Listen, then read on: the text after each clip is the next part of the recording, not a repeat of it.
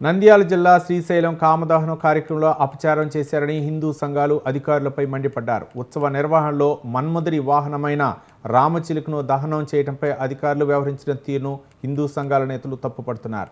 రామచిలుకను దహనం చేయడంపై శ్రీశైల దేవస్థానం అధికారులు భక్తులకు ఎటువంటి సందేశం ఇస్తున్నారని హిందూ సంఘాల నాయకులు ప్రశ్నిస్తున్నారు.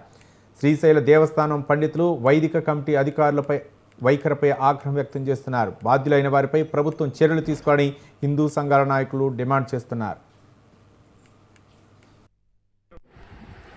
ఈ యొక్క క్షేత్రంలో ఏకంగా ఆంధ్రప్రదేశ్ రాష్ట్ర పక్షి రామచిలుకని తగలబెట్టడం జరిగింది.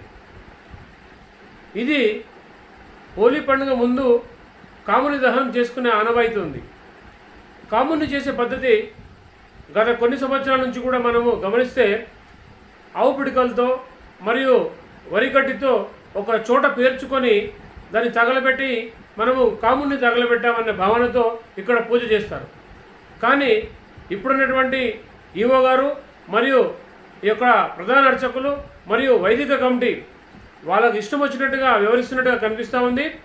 ఏకంగా రామచిలుక పైన కాముని కూర్చోబెట్టి ఆ విగ్రహం తగలబెట్టడం జరిగింది. అంటే వీళ్ళు అసలు హిందూ సమాజానికి ఏం చెబుతామనుకుంటున్నాం అన్నారు.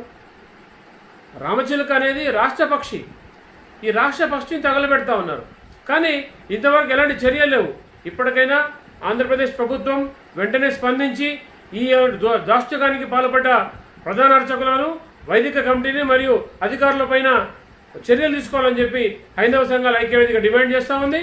లేదంటే ఈ విషయాన్ని పెద్ద ఎత్తున రాష్ట్ర స్థాయిగా తీసుకెళ్లి ఆందోళన చేపడతామని హెచ్చరిస్తున్నాం.